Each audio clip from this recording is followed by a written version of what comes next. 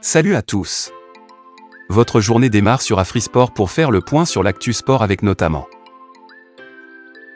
le retrait des soldats français au Niger débute mardi, selon la junte. Après des rencontres et des échanges avec l'armée française, le régime militaire issu d'un coup d'État au Niger a annoncé que les opérations de retrait des soldats tricolores débuteront mardi. Les militaires nigériens arrivés au pouvoir le 26 juillet en renversant le président élu Mohamed Bazoum s'étaient rapidement engagés dans un bras de fer avec la France, réclamant le départ de ses soldats et de son ambassadeur. En Birmanie, l'armée mène une frappe meurtrière contre un camp de déplacés.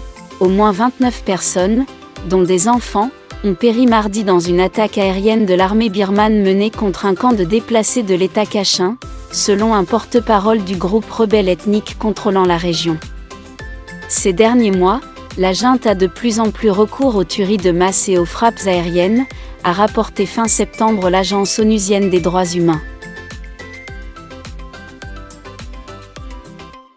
Attaque du Hamas en Israël, Jean-Luc Mélenchon isolé, l'union de la gauche menacée, en renvoyant dos à dos le Hamas et le gouvernement israélien, la France insoumise est sous le feu des critiques, accusée d'ambiguïté, voire de complaisance par ses partenaires de la NUP ainsi que par l'exécutif.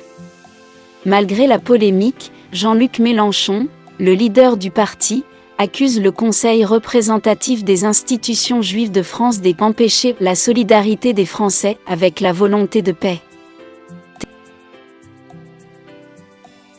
Volodymyr Zelensky en Roumanie pour discuter de la sécurité en mer Noire. Le président ukrainien Volodymyr Zelensky est arrivé mardi en Roumanie pour des pourparlers avec son homologue Klaus Iohannis, une visite qui intervient après plusieurs bombardements russes ayant visé des ports du Danube situés à la frontière entre les deux pays. Sur le terrain, Kiev affirme avoir abattu près d'une trentaine de drones russes dans le sud de son territoire.